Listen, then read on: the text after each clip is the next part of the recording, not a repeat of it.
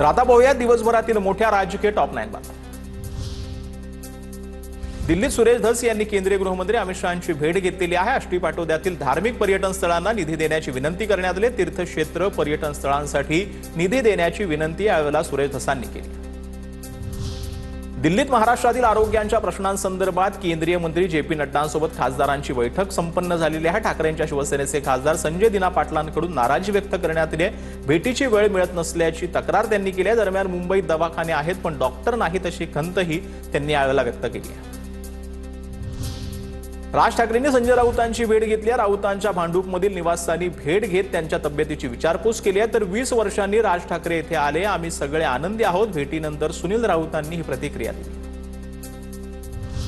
मुख्यमंत्री फडणवीस आणि संजय राऊतांमध्ये खासगी कार्यक्रमात 20 मिनिटे चर्चा झाली आहे। फडणवीसांकडून राऊतांच्या तब्येतीची विचारपूस करण्यात आली। भेटीत राजकीय चर्चा झाल्याची ही माहिती असल्याचं बोललं जातं। विधिमंडळ अधिवेशन 8 ते 14 डिसेंबर दरम्यान नागपुरात होणार आहे। राज्यातील स्थानिक स्वराज्य संस्थांच्या निवडणुकांच्या पार्श्वभूमीवर 7 दिवसांचं हिवाळी अधिवेशन असणार आहे। अधिवेशनामध्ये रविवारीही कामकाज सुरू राहणार आहे।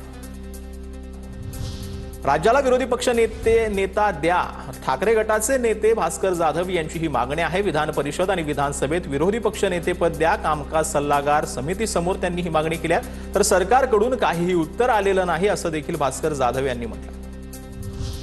तर खासदार वर्षा गायकवाड यांनी केंद्रीय मंत्री नितीन गडकरींना पत्र लिहिलंय। महापरिनिर्वाण दिनानिमित्त मुंबईमध्ये येणाऱ्या वाहनांना टोल माफी देण्याची त्यांनी मागणी केली आहे। पुण्यातील कोंडवा जमीन गैरव्यवहार प्रकरणामध्ये कुलमुक्त्याधारक असलेल्या शीतल तेजवानीला अटक करण्यात आली आहे। पार्थ पवारांच्या आमेडिया कंपनीला तेजवानींकडून बेकायदेशीरपणे जमीन विक्री करण्यात आलेली होती। अमरसिंह पंडितांची कट रचून हत्या करण्याचा प्रयत्न होता। लक्ष्मण पवारांचा भाऊ त्रिंबक पवार याचं षडयंत्र होता। आमदार विजयसिंह पंडितांचा हा मोठा आरोप आहे।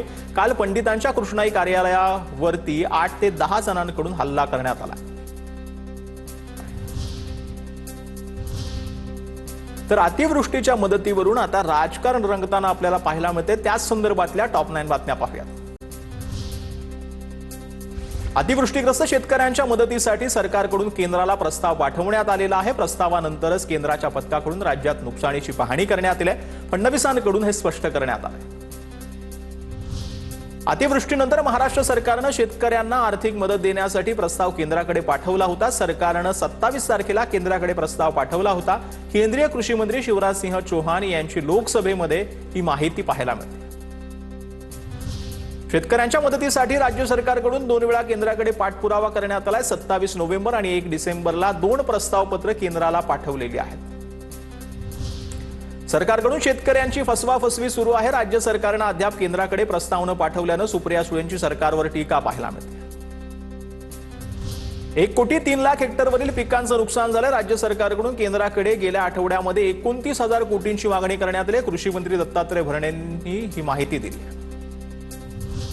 या सरकारनं शेतकऱ्यांना वाऱ्यावर सोडलेलं आहे। केंद्राकडे राज्याकडून प्रस्ताव न गेल्याच्या मुद्द्यावरून विजय वडेट्टीवार यांनी हा आरोप केलाय। तर या सरकारला केवळ बैमानी करून निवडणुका जिंकणं आणि जनतेला शेतकऱ्यांना वाऱ्यावर सोडणं एवढंच काम आहे असाही टोला।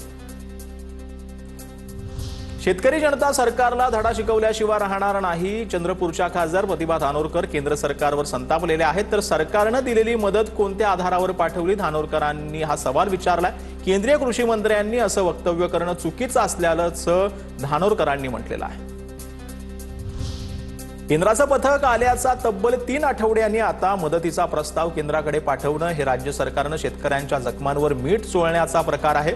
अधिवेशन तोंडावर असल्यानं बोंब नको म्हणून नाईलाज तो प्रस्ताव पाठवला गेलाय। अंबादास दानवेंनी सरकारवर हल्लाबोल केला। राज्यानं केंद्राकडे एक प्रस्ताव आधीच पाठवला, त्यानंतरच केंद्राच्या पथकानं पाहणी केली। मदत आणि पुनर्वसन प्रधान सचिवांची माहिती। तर पायाभूत सुविधांच्या दुसऱ्या प्रस्तावावरती उद्या दिल्लीमध्ये बैठक असल्याची सचिवांची माहिती।